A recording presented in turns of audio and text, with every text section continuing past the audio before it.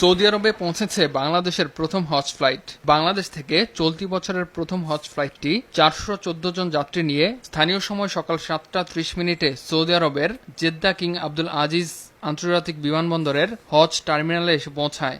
বিমানবন্দরে বাংলাদেশি হজ যাত্রীদের স্বাগত জানান সৌদি আরবে নিযুক্ত বাংলাদেশের রাষ্ট্রদূত মোহাম্মদ দেলোয়ার হোসেন। এ সময় আগত হজ যাত্রীদের শুভ কামনা জানিয়ে যে কোনো প্রয়োজনে তাদের পাশে থাকার আশ্বাস দেন। যে হাজিরা এসেছেন তাদের প্রত্যেকের হজ আল্লাহ কবুল করুক, তারা সুস্থ শরীরে হজ করুক, আমি এই কামনা করছি। এছাড়াও সৌদি সিভিল এভিয়েশনের উপদেষ্টা ইঞ্জিনিয়ার মাজেন জাওয়ার, হজ ও উমরা মন্ত্রণালয়ের পরিচালক সালমান আল বেলাবি এবং অন্যান্য কর্মকর্তারা হজ যাত্রীদের স্বাগত জানান।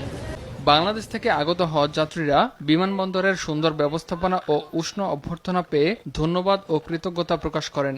আলহামদুলিল্লাহ, খুব ভালো লাগছে। আল্লাহ পাকের রহমত, সার্ভিস ওয়াজ এক্সেলেন্ট। বিমানের যে ব্যবস্থাপনা সেটা সত্যি আমাদেরকে খুবই মুগ্ধ করছে। আমরা সবাই খুবই আনন্দিত যে বিমান এবং সরকারি হজ ব্যবস্থাপনাটা আগের চাইতে অনেক বেশি উন্নত এবং অনেক বেশি আরামদায়ক মনে হয়েছে আমাদের কাছে। এবার সার্ভিস নিয়ে আমরা আলহামদুলিল্লাহ খুবই সন্তুষ্ট।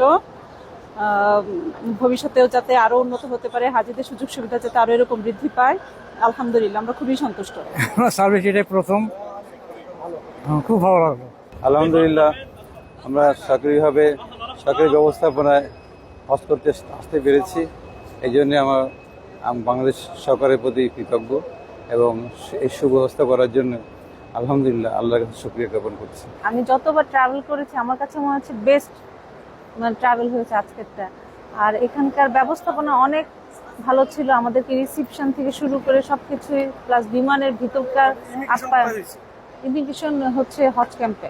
আলহামদুলিল্লাহ খুবই ভালো, সময় মতো আলহামদুলিল্লাহ আমরা বুঝতে পারছি। আশা করি বাকিটা সময় ঠিকভাবে চলতে পারবো। হ্যাঁ, অবশ্যই অনেক ভালো লাগছে যে আল্লাহ আমাকে একটা মেহমান হিসেবে কবুল করেছেন। আমাদের সবার হজ আল্লাহ কবুল করুক, সবাই দোয়া করবেন আমাদের জন্য।